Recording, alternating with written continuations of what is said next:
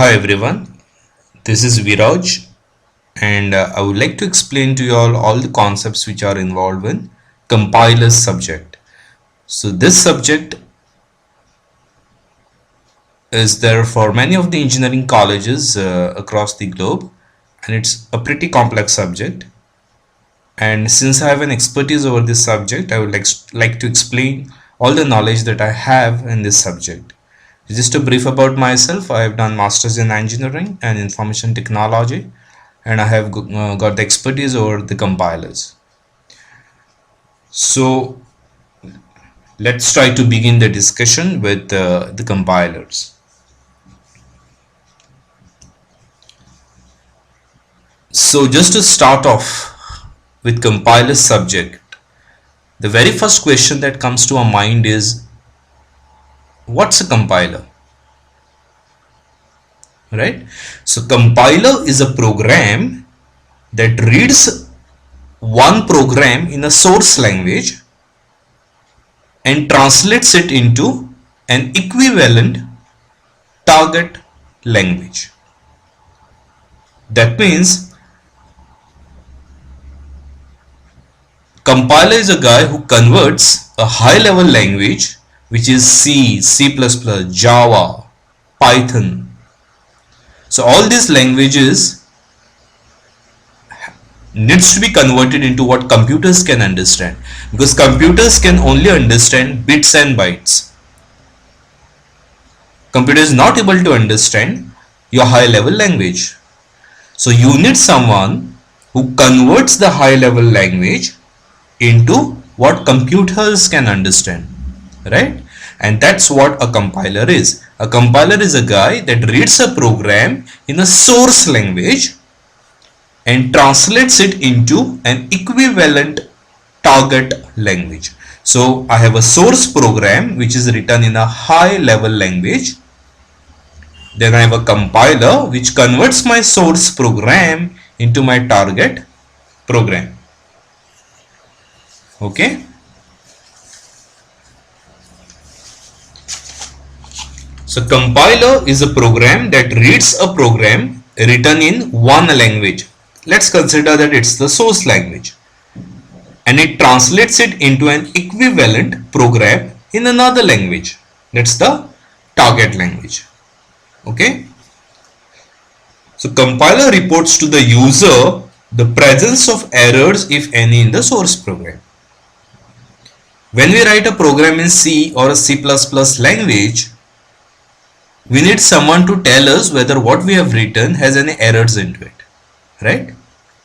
So compiler definitely does this as well. If you have incorporated any errors while programming, compiler also tells you that you have made an error while writing a program at so and so line, and so is the error.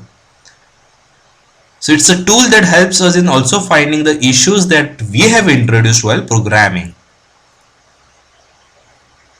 So it's not just converting my high level program into a high level program into a language which computers can understand. It's not only doing that, but it also reports any errors in the source program, if any, to the user.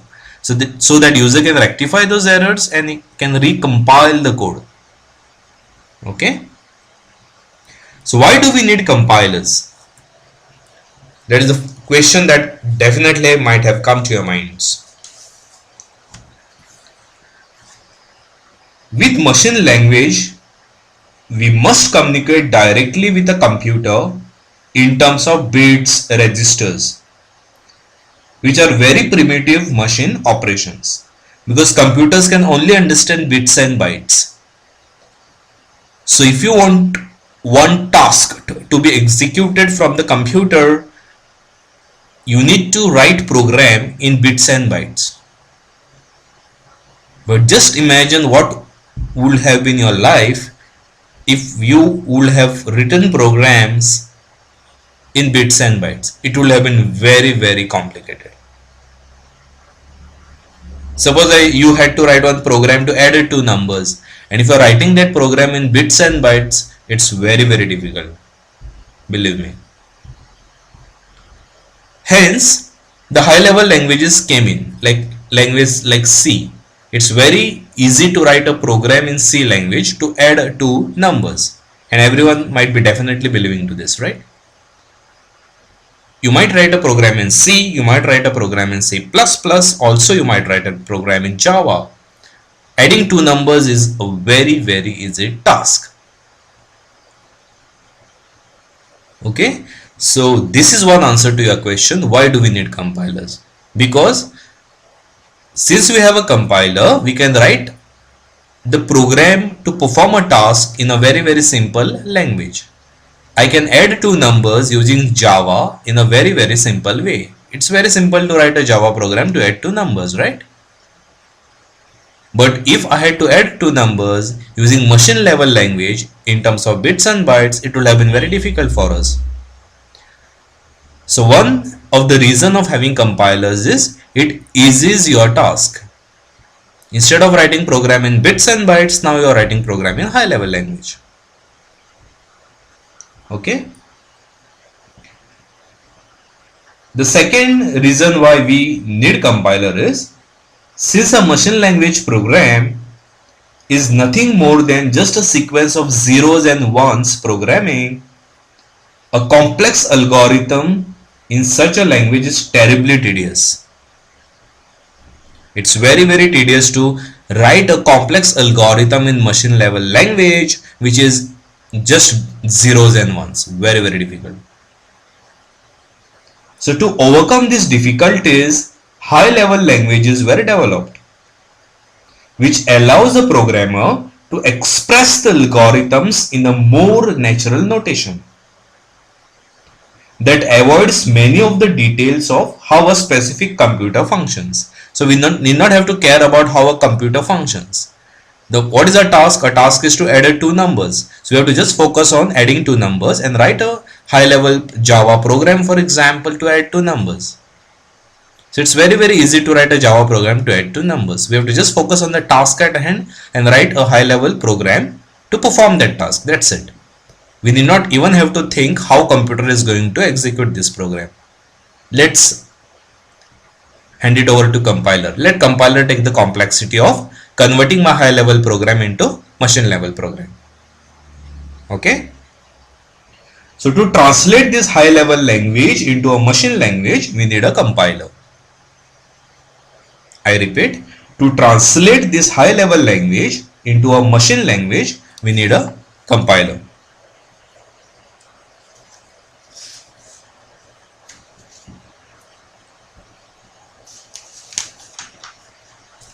So this is a diagram which I have on my screen, which lists out what are the different steps or different phases of compiler.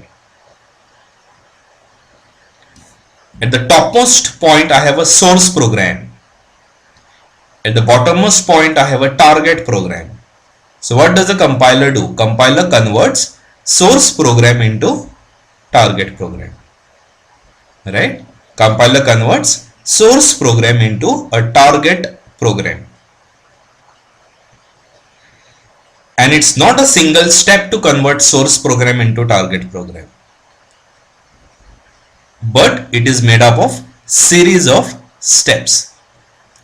So what are these steps? First is lexical analyzer.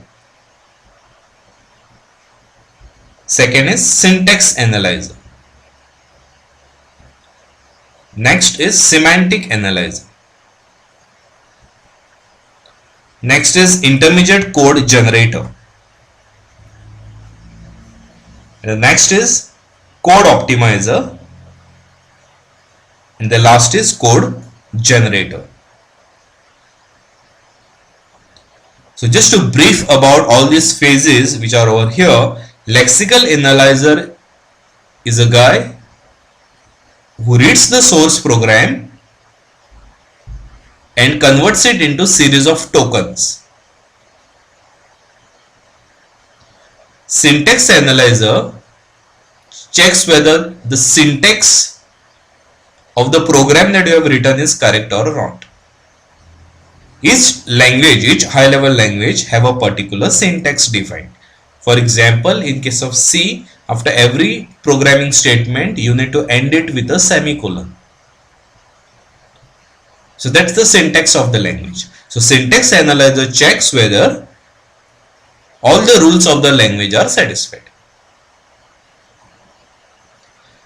After we convert the source program into tokens, and after we check whether the entire syntax of the language is proper, we check whether the semantics are proper. That means we check whether whatever program we have written has any meaning. Semantics meaning meaning. We check whether the program that you have written makes any logical sense. After it has passed semantic analysis phase, next it generates intermediate code generation. Intermediate code generation is a module which generates an intermediate code that lies between your source program and your target program. Source program is written in high level language. Target program is written in bits and bytes, machine level language. So intermediate code sits in between these two. Name itself indicates it's intermediate between your source and the target program. The next comes code optimizer. Now I have written intermediate code. Now code optimizer will optimize the program so that it will run fast on your system. It will optimize the program so that it will remove all your redundancies. And after your code is optimized, the last step is code generator. So this guy generates the machine level language code. So if you compile a C language program which you have written in high level language, once you compile you get an exe, right? So that exe is bits and bytes. That exe internally is binary. It's zeros and ones. So it internally will have a machine level language program. Okay, and all these phases use a data structure called a symbol table. Symbol table is a data structure which saves different information about the functions, about the attributes, and number of different information. An error handler is a guy to which all these phases communicate in case there is an error involved. So if there is an error in lexical analysis phase or syntax or semantic, any of these phases, it just reports the errors to error handler module. Is that clear? So all these analysis of the program that happen consist of three phases. First is lexical analysis. What we internally do here is the stream of characters making up the source program is read from left to right. So you might have written a high level program in language C, for example. So lexical analyzer will read this program from left to right. It just reads the stream of characters making up your source program from left to right and groups them into tokens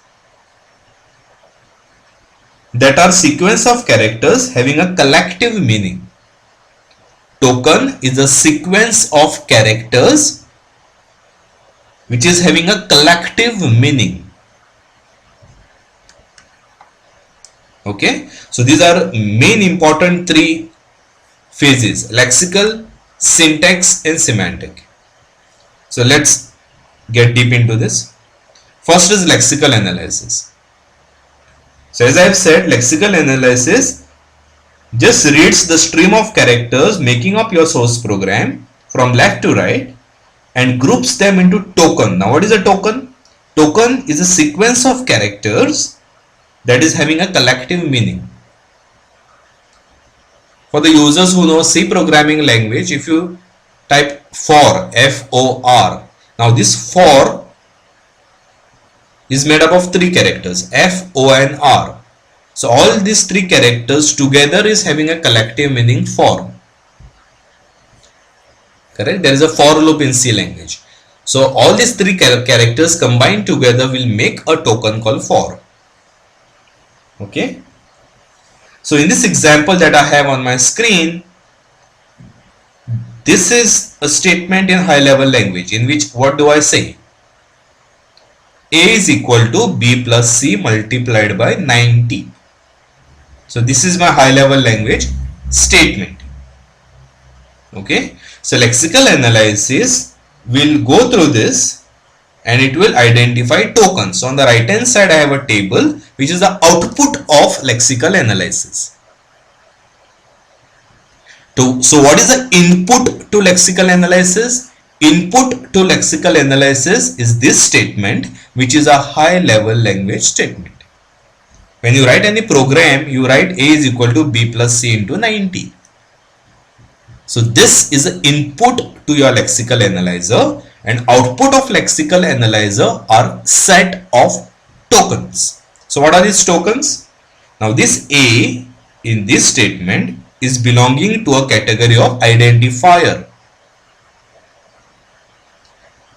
This equal to belongs to category of assignment symbol.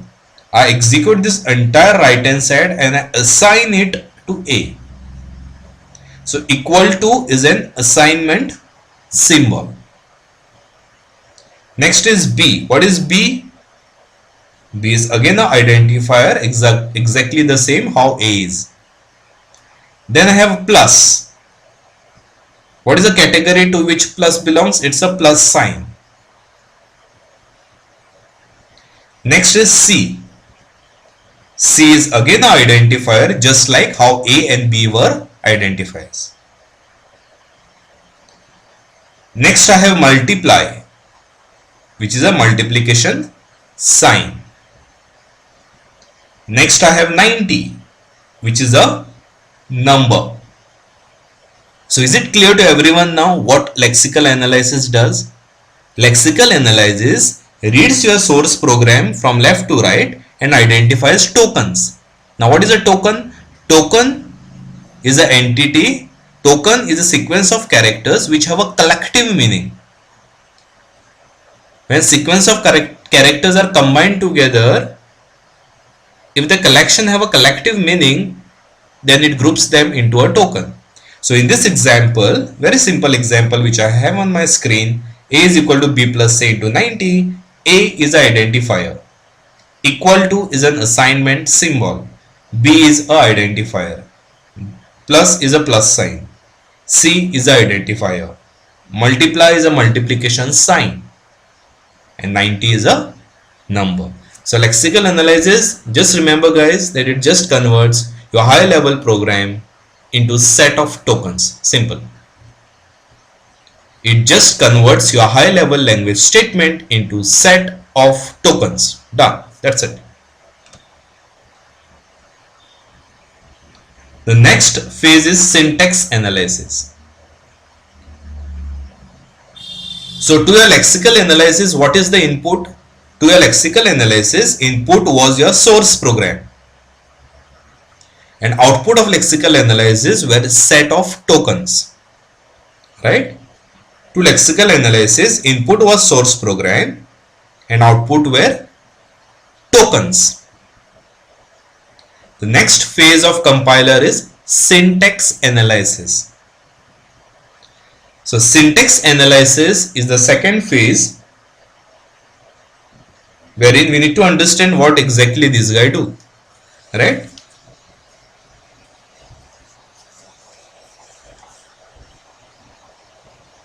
So syntax analysis groups the tokens of the source program into the grammatical phrases that are used by the compiler to synthesize the output.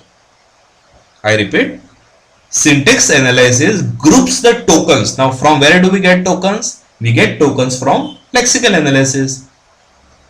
Okay, so syntax analysis is the second phase of compiler.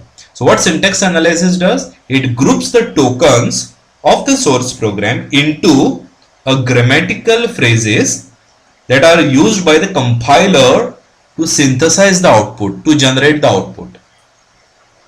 The grammatical phrases of the source program are represented by a parse tree. Now this tree that I have drawn on my screen is a parse tree. So if you just notice carefully, the example that I have on my screen is exactly the same example that I took for lexical analysis. So for lexical analysis, I had given this statement. What did lexical analysis do for us? It converted this statement into set of tokens, right? It labeled A as identifier, equal to as a assignment sign, B as identifier, plus as a plus sign, C as identifier, asterisk as multiplication sign, and 90 as a number. So lexical analysis converted this statement of mine into set of tokens, right? Now let's see what syntax analysis does with these tokens now. So syntax analysis uses these tokens and constructs a tree, which is called a parse tree.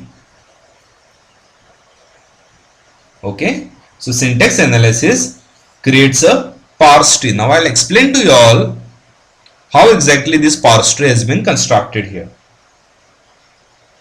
Okay, so please remember that when you write your program in a high level language, you need someone to convert that high level language into machine level language, right?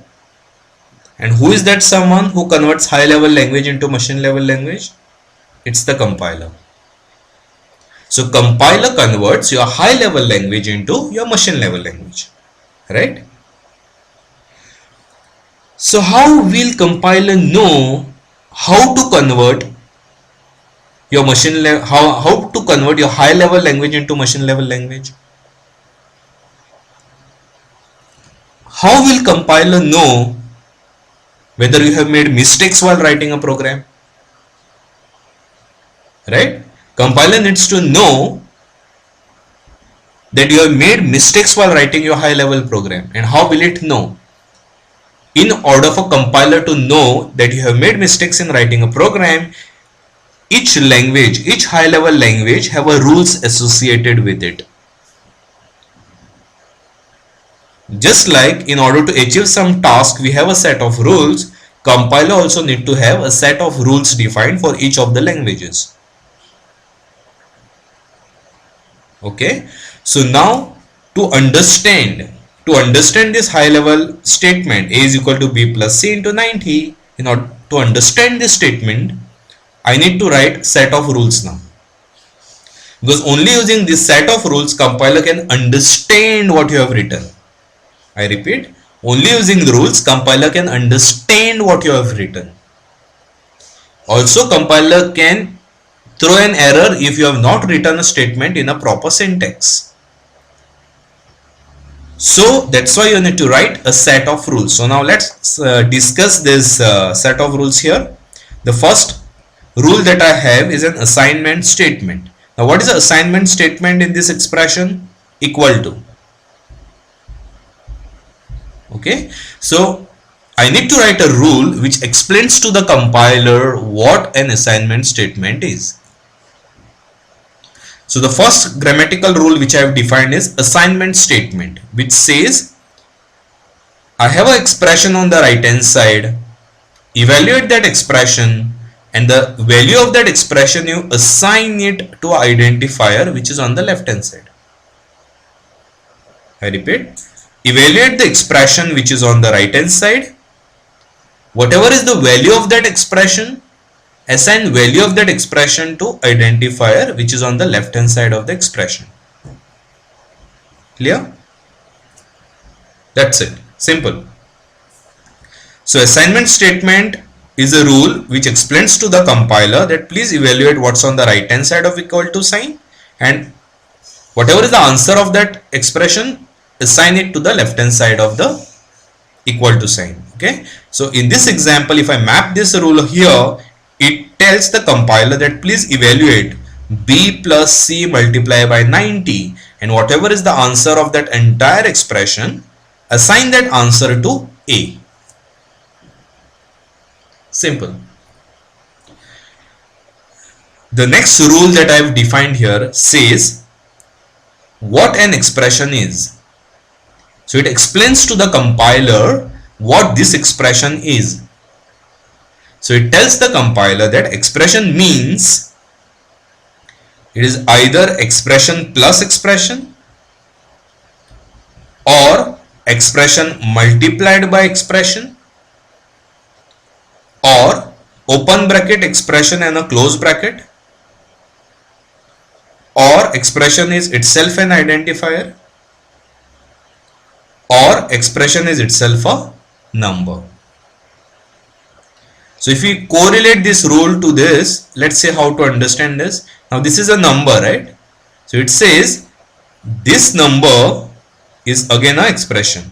So just replace this 90 with a number. Who identifies that 90 is a number? Lexical analysis, which we have seen on the previous slide, right? This 90 was identified as a number by lexical analysis. So now just replace this 90 with a number. Okay. So this number, it's itself an expression. So now replace that number with an expression. What is a C? Lexical analysis identified C as a identifier. So C is an identifier, but identifier is in turn again an expression. So replace this C with an expression. Okay. So now what do we have? We have an expression multiplied by expression. Simple. We have expression multiplied by expression. How? Because 90 is a number and number is an expression. 90 is a number and a number is an expression. So replace this 90 with expression. C is an identifier, but identifier is in turn again an expression. So expression multiplied by expression. And what is the answer to that? Expression multiplied by expression is an expression. So C multiplied by 90, which I had converted into expression entirely becomes an expression again. So replace C multiplied by 90 with just one word, which is expression. Clear? Now what is a B? B is the identifier. Who told us that? Lexical analysis. So B is the identifier, but identifier is an expression. So what do I have? I have expression here. So what is my current state now? I have expression plus expression. But what do my rule says? Expression plus expression is again an expression. So expression plus expression entirely becomes an expression. Okay. So that expression equal to, and I have A. Now what is a A? A is an identifier. So what my rule states? Rule states whatever is the value of the expression, assign it to identifier on the left hand side of equal to. So this entire thing has boiled down to an expression now. Value of that you assign it to identifier on the left hand side of equal to. Simple. Whatever is the value of the expression on the right hand side of equal to, assign it to identifier which is on the left hand side of equal to. Okay. So are these two statements clear? The first rule says whatever is the value of the expression, assign it to the identifier on the left hand side of equal to. I explained to you all this rule taking this example, right? Whatever is the value of the right hand side of the entire expression, assign it to identifier on the left hand side of equal to. The next rule that I explained to you all was expression plus expression is an expression. Expression multiplied by expression is again an expression. Open bracket expression close bracket is again an expression. Identifier and number are again expressions as well. Clear? I explain the next rule here, which is an identifier. Now I have been saying identifier from almost 10 minutes now. Now I need to define to a compiler what an identifier is. Please remember, compiler is totally a software. We need to write rules for each and everything for a compiler to understand. Compiler is not a human. Compiler is a program. So I need to write rules for each and everything so that compiler can understand.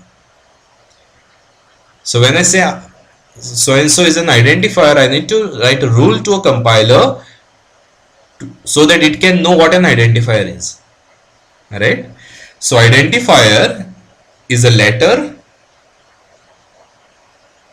or it's an identifier again followed by a letter, or identifier again followed by a digit. So what it means is it's a letter followed by letter or digits. correct? Identifier is nothing but it's a series of characters wherein the first guy is always a letter, but after the letter it can follow by letter or a digit. So identifier is a guy which is a letter followed by a letter or a digit. It can also be a single letter. I'll replace this identifier with a letter and I'm done. So identifier can also be a single letter, but it cannot be a single digit. If you just focus on this, it's either a letter or identifier followed by a letter or identifier followed by a digit. Meaning if it is just a one character guy, it has to be a letter. But after a letter, it can follow by a letter or a digit. After a letter, it can follow by a letter or a digit. Clear? Then I have a number. What is a number? Number is a digit. And what is a digit? Digit can be 0 to 9. It can be 0 or 1 or 2 or 3 or 4 or 5 or 6 or 7 or 8 or 9. So digit can be one of these. So what is a number? Number is a digit followed by number digit, meaning number is one or more digits. Simple. Number is, when will number be one digit? When I replace number with a digit and I replace a digit with one of these digits. So number, I replace it with a digit and digit will be one of these digits. So if I have a 9, is 9 a number? Yes. How? How will you prove that 9 is a number? You replace number with a digit and you replace digit with 9. So I proved that number is 9. Is 91 a number? Let's prove it. 91. So how many digits I have? I have 2. So I'll replace number with number digit. I'll replace this digit with 1. I'll replace this number with a digit and that in turn I'll replace with 9. So I am getting 91. How will you prove that 91 is a number? I'll replace number with number digit. I'll replace the digit on the right hand side with 1. So I have a number followed by 1. Then I'll replace this number with a digit. So I have digit followed by 1. And I'll replace digit with 9. So I have 91. Simple. It's just a matter of substitution. Okay. So now that I've explained to you all these rules, now I'll explain this tree. So assignment statement is a root guy. Now what is the assignment statement defining? Identifier is equal to expression. So identifier is equal to expression. Simple. Parse tree is very, very simple. Just focus. Assignment statement is my root guy. So assignment statement is, what is the grammar rule saying? Identifier is equal to expression. So I've just written this in a tree format. Identifier equal to expression. Identifier is equal to identifier, equal to is equal to, and expression is expression. Simple. Now this identifier, go to the rule. I have to convert, I have to map this tree with this input. So this identifier, I'll replace it with a letter. And that letter is A. So this A is matched with this A. This equal to is matched with this equal to. If we just focus, all my leaves in this tree have to match with your input expression. I repeat, all the leaves in this tree have to be matched with your input expression. So A is equal to A, great. Equal to is equal to, great. So now let's break down the expression. To break down this expression, I need to have this format. So how will I break this expression in this format? I am using which rule I have to use? Expression plus expression, because I want it this format. Okay, I want expression plus expression. So I am using this rule, expression plus expression. Now this expression is internal identifier. Identifier is internal letter. So I am exactly doing the same thing here. So this expression, I'm replacing it with an identifier. I've done that. This identifier I'm replacing it with a letter. I've done that. So till now, how many characters have I matched with the input string? 3. And which are those? A is equal to A, equal to is equal to, and B is equal to B. So these 3 characters I have matched. Great. Only this part is remaining. Plus is equal to plus. So these 4 characters I have matched. Only this is remaining. Now this expression I have to convert it into something like this. How will I convert? I am replacing expression with expression multiplied by expression. So this expression I am substituting it with identifier. Identifier I am substituting with a letter. Similarly here. So I have C matched with C, but I want a number here. So this expression I am replacing it with a number, and number I am replacing it with number digit, and this number again with a digit. So I have 2 digits, which is 90. Clear? So using these grammar rules, I am drawing a tree.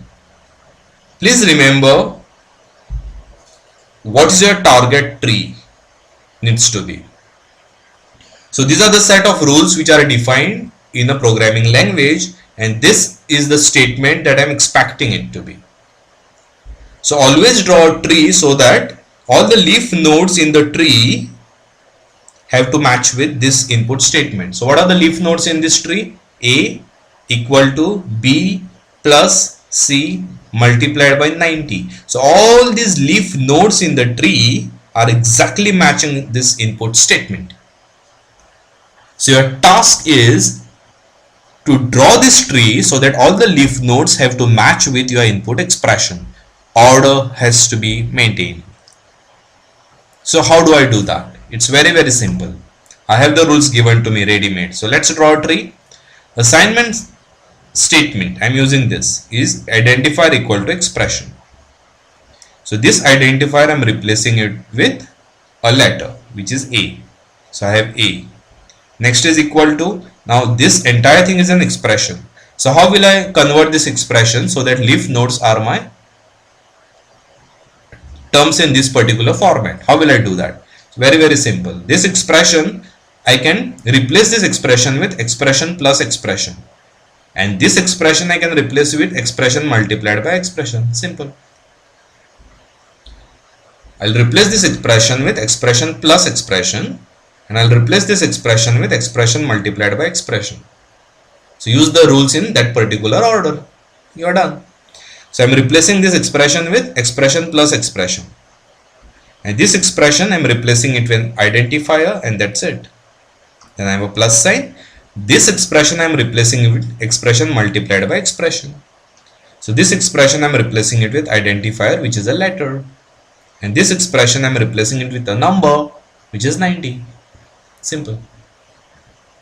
So is this clear how to draw the parse tree? I had this input statement and I converted that input statement into a parse tree, which is I'm connecting the tokens so that I check whether the syntax is proper. Can you all tell me when will the syntax of this statement not correct? Suppose I just type equal to B plus C multiplied by 90. If I forget to type A on the left hand side, is it correct? Let's consider the same example, but if I forget to type A on the left hand side, I just type equal to B plus C into 90. Is that correct? No. How will the compiler know that it is not correct? Because it will try to match with this rule. It will find that entire thing on the right hand side is an expression. It will find that equal to sign is also there, but identifier on the left hand side of equal to is missing. It will find that the right hand side of the equal to sign is exactly matching the expression. It will find that equal to matches with equal to, but it will find that identifier is missing on the left hand side of equal to.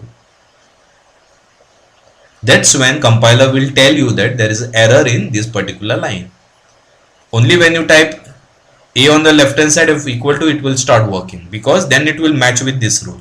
It will match that right hand side is an expression Equal to matches with equal to, and left hand side, which is an identifier, is also there. So only when whatever you type in your high level program matches all these rules, compiler will tell that you are syntactically correct. Syntactically correct means you need to follow the rules which are defined for the language. Simple. So how did I convert this? I used the rules in a particular order to get my parse tree. So what did I do? I used the assignment statement first. I went left to right. I used the assignment statement first, which is identifier equal to expression. So identifier, I replaced it with a letter, which is A. Equal to was matching equal to. This I replaced it with an expression. Now how to get this expression boiled down to simple tokens? Expression plus expression, and this expression I divided into expression multiplied by expression.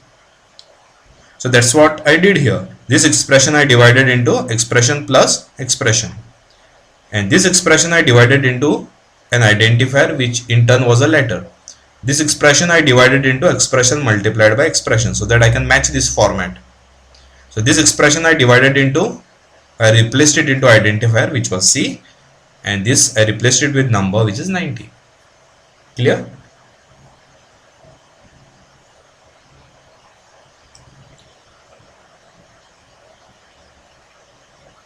So in the syntax analysis, what was the previous tree that we had seen? Parse tree. There is one more tree in syntax analysis, which is known as syntax tree. To make it very simple, I have again taken the same example. In a lexical analysis, I converted this example into series of tokens. Then in syntax analysis, I constructed the parse tree out of it using the set of rules of a language, which I have explained on the previous slide. Now, in the syntax analysis itself, I have drawn the syntax tree for the same example. Now, what is a syntax tree? Syntax tree is a compressed representation of the parse tree. I repeat, syntax tree is a compressed representation of a parse tree in which the operators appear as the interior nodes and the operands of the operator are the children of the node for that particular operator. Okay. So syntax tree is a compressed representation of the parse tree in which the operators appear as the interior nodes and the operands for this operator are the children of the node for that particular operator. So in this statement, which are operators? Tell me that first. Equal to is a operator, plus is a operator, asterisk is a operator. So what are the operands for asterisk? CN90. So CN90 are operands for operator asterisk. I repeat, CN90 are operands for operator asterisk. It is just like inputs. CN90 is an input to multiply, right? So CN90 are operands for operator asterisk. What are the operands for plus? Operands for plus are B and whatever is the answer of C into 90. Operands for plus are B and whatever is the answer of C multiplied by 90. What is the operands for equal to? Operands for equal to are A and whatever is the answer of entire expression on the right hand side. Operands for equal to is A and whatever is the answer of the expression on the right hand side. So let's construct the syntax tree.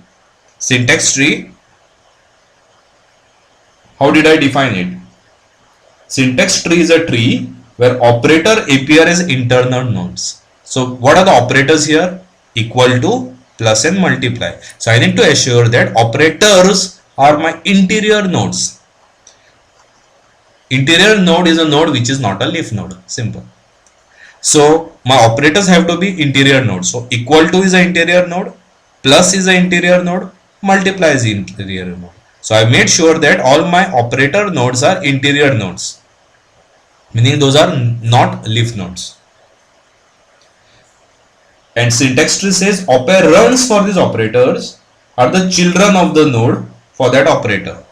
So for multiply, let's start with a simple example. C multiplied by 90. So asterisk is a operator. So it has to be interior node. And what are the operands for this? C and 90. So it has to be childs of this. So operands have to be childs of interior node for that particular operator. So C and 90 are operands for multiply. So those are childs of asterisk. Similarly, what are the operands for plus? Operands for plus are B and answer of C into 90. So I have a B and this entire subtree has second operand for plus. So for plus, it is B plus C into 90.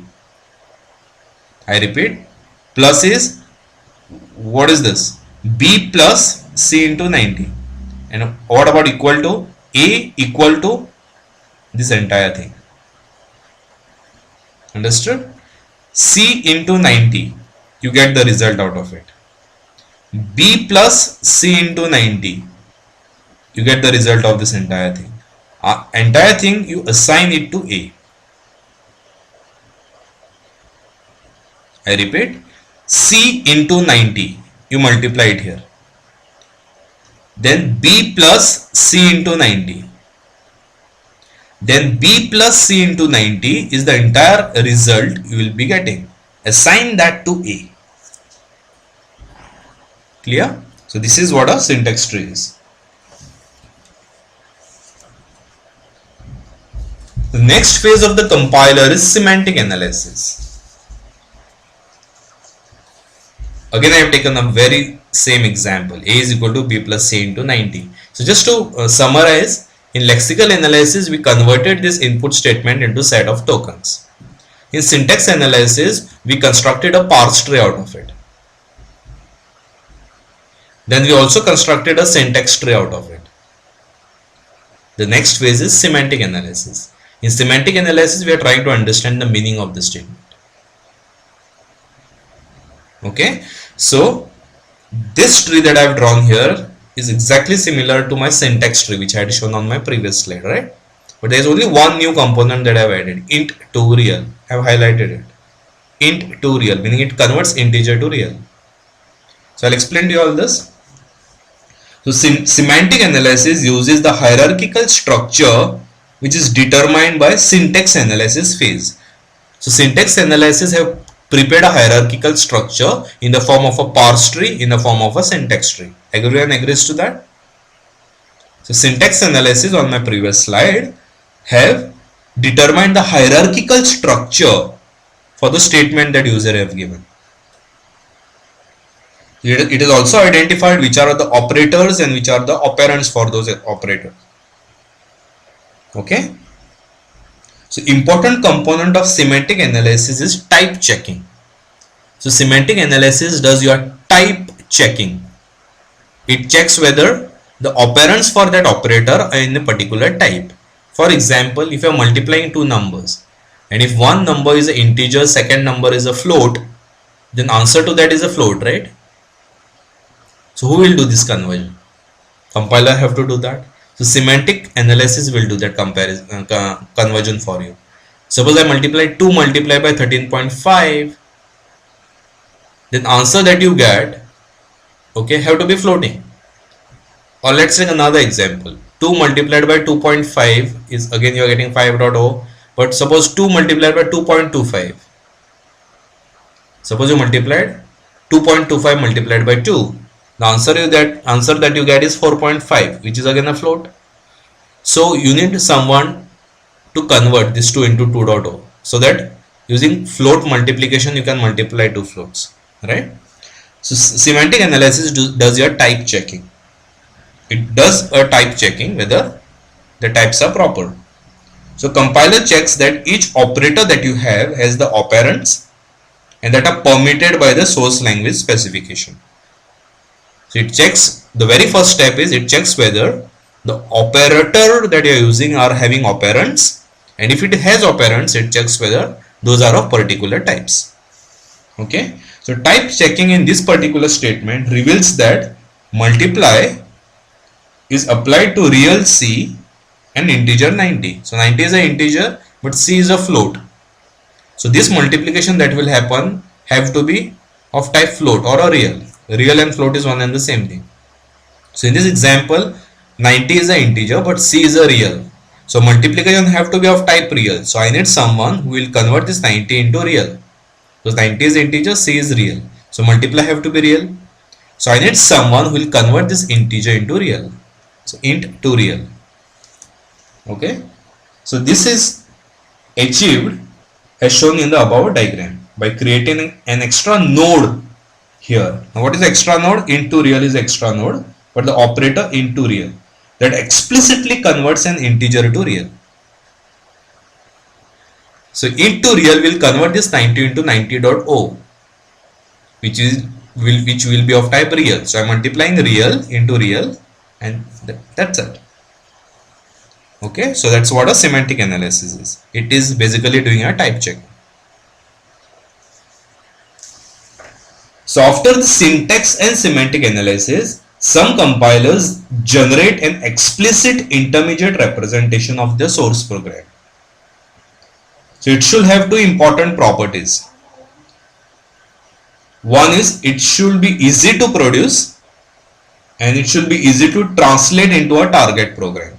So there are very two important properties that your intermediate code needs to have. What's that? The first important property is it should be easy to produce. It should be very easy to generate your intermediate code. And second, it should be easy to translate your intermediate code into your target program. So first point is it should be easy to generate your intermediate code, and second, it should be easy to convert your intermediate code into your target program. Okay. So we consider an intermediate representation called tree address code. So tree address code consists of sequence of instructions, each of which has at most 3 operands. So tree address code is a guy which can contain maximum 3 operands in one statement. If one statement have more than 3 operands, you cannot consider it as tree address code. So tree address code is a guy which contains at most 3 operands. I repeat, tree address code consists of sequence of instructions wherein each of which have at most 3 operands. So I have written the tree address code for the same example which I have been considering. A is equal to B plus C into 90. So tree address code I am writing. So first step is I am converting this integer to real. I am saving it into variable called temp1.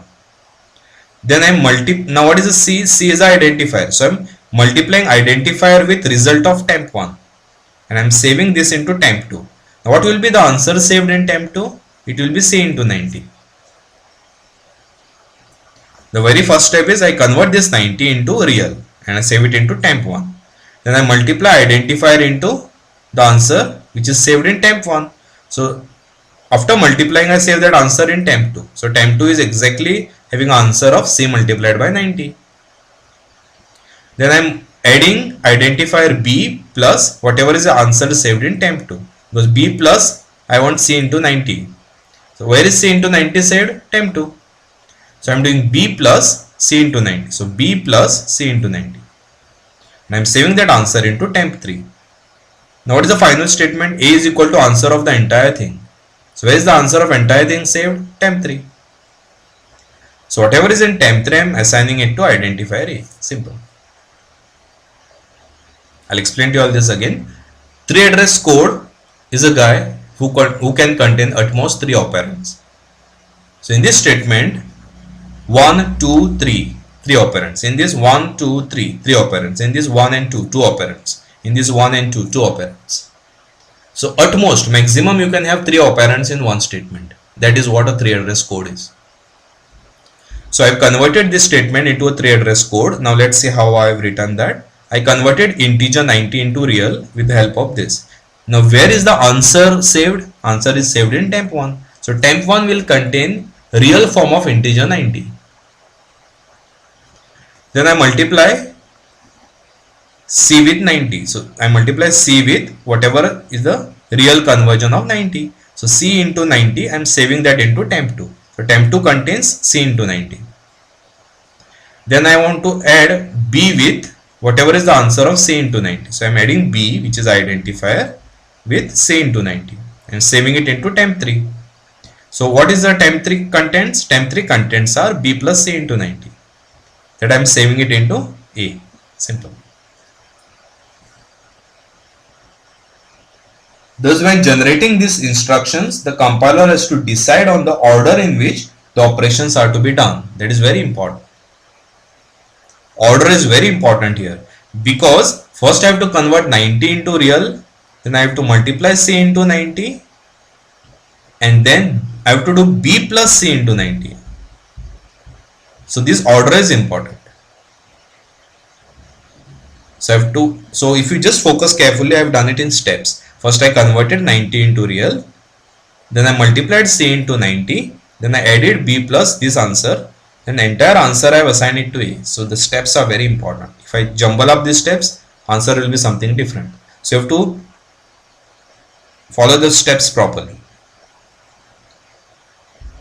And the next is code optimization. So code optimization will improve the intermediate code that I have written on top. So it will try to optimize your code. So the task is to improve the intermediate code. The natural algorithm generates the intermediate code the way I have shown here, using an instruction for each operator in a tree representation after semantic analysis, even though there is a better way to perform the same calculation. So in code optimization, if you just see, there was a better way to write the same thing. So compiler can deduce that conversion of 90 from integer to real can be done once and for all at the compile time itself. So this conversion you can do at compile time itself and keep it as an optimized way of doing it, right? So that into real operation can be totally eliminated. So I'm talking about optimization now. We have to just focus on how I can optimize this guy. So into real I can do just once at compile time and keep. So into real, this step entire thing I can eliminate. So I can replace temp1 with 90.0 directly. So temp3 is only used once to transit its value to id1. So what do I do here? So id3 I directly multiply with 90.0 now and I save it into temp1. And here id2 plus temp1 I save it into id1 now, because temp3 was only used once to transfer its value to id. So this result I had saved it into temp3, and temp3 I had saved it into id1. So temp3 I am not using it anywhere. You just focus here. Temp1 I was using somewhere, temp2 I was using somewhere in performing some operation, but here temp3 I am not using for performing any operation. Whatever value it contained I am blindly assigning it to id1. So temp1 I was using here for some operation, temp2 I was using here for some operation, but temp3 I am not using it for any operations. I am just assigning the value in that to id. So that means temp3 I can eliminate. So if you just focus here, temp3 is not there. So whatever is temp1, which is C into 90, I am directly adding it to B. So it is B plus C into 90 and assigning it to id1, which is A. Correct? So what are the optimizations that I did? I converted 90 to real at the compile time itself. So I eliminated into real conversion altogether. And secondly, I found that temp3 was temp1, so this step itself goes away. So 90.0 will be directly used here. So id3 into 90.0 and I save it into temp1. So here this temp was used, this temp was used, but this temp was nowhere used. It was just blind assignment to id, right? So this temp1 I have directly used here for multiplying, and the answer I am not saving it into temp. Because if I save it into temp, if the answer of plus I save it into temp, I am not using temp in any way. Just whatever is contained in that I am assigning it to id. So since I am not using this temp in any ways, I have eliminated this temp3 altogether. So directly I am assigning output of this to id. Correct? And the final step is code generation. Now I need to generate the final target code. So just to brief, what did I do till now? I took a statement A is equal to B plus C into 90. which is a high level language program. Then I executed a lexical analysis which converted that statement into a set of tokens. It found that A was identifier, B was identifier, C was identifier, 90 was a number. So it found out those as tokens. The next phase was syntax analysis. So in syntax analysis, it created a parse tree out of it. It created a hierarchical structure of all the tokens. It created a syntax tree out of it. Then we moved on to semantic analysis. What did semantic analysis do? It did a type checking. It found out that C was real but 90 was integer. So it converted 90 into real by using a node called int to real. So it did a type checking, it converted the operands into required type, and that's what it does, semantic. After semantic, we moved on to intermediate code generation, wherein we generated 3 address code. What is a 3 address code? It is a statement which can contain maximum 3 operands, just to simplify the stuff. Then we did code optimization. We saw which steps can be eliminated to optimize the code. And now final step is code generation. What is code generation? Very simple. It converts your intermediate code into the target program. What is a target program? Machine language program. So for the same example, A is equal to B plus C into 90. I am writing a machine level program now. What's that? First I am moving ID3 into a register called R2. Then I am multiplying 90.0 with that register content. So what is the answer after I multiply this? C into 90. Then I move ID2, which is B, into register R1. Then I am adding R2 and R1. So I am adding, what is R1? R1 is B. What is R2? R2 is the answer of C into 90. So I am adding C into 90 with B. And then whatever R1 has, that is the answer of B plus C into 90, I am assigning it to ID1. Done. I'll explain this again. In code generation, I generate the machine level program. Okay. So it uses as a source optimized intermediate language program. So what is the input to code generation? Input to code generation is optimized intermediate code, which I shown on the previous slide. This one. So optimized intermediate code is the input to my code generation. So what do? I move ID3, that is I move C. ID3 is identifier number 3. Okay. I move the value of C into register R2 because in machine level program it deals with the registers of the computer system. Okay. So I move the content of C into register R2. Then I multiply 90 with content of C. And I save that answer into R2. So what is the content saved in R2? C into 90. Then I move ID2, which is B, into a register R1. So now register R1 contains B, register R2 contains C into 90. Register R1 contains B, register R2 contains C into 90. Then I add R1 and R2. I add R1 and R2. So R1 will contain answer to the entire thing. Right? Whatever on the right hand side of the comma has the result. Okay. So I add R1 and R2 and final answer I save it into R1. Then I move R1, whatever is the content of R1, which is the result of this entire statement, I move it into A, which is RD1. So I move the result of this entire thing into A in the form of this statement. Simple.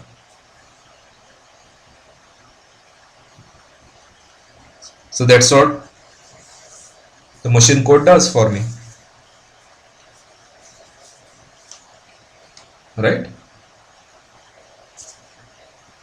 So symbol table is a data structure that contains a record for each identifier with the fields for the attributes of the identifier.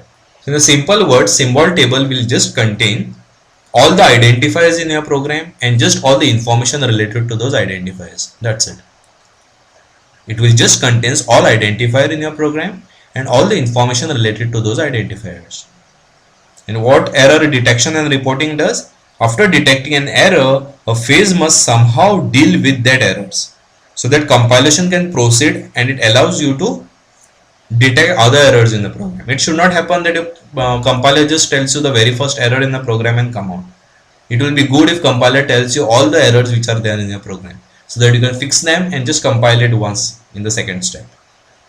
So error detection and reporting is about finding errors in your program, and also after it detects a particular error, how the compiler can move ahead and find out other errors in your program and list all the errors at once.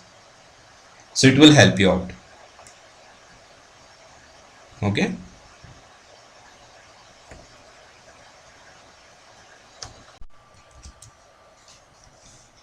So for all the videos on compilers, please visit the following blog: virajonlinetutor.blogspot.in.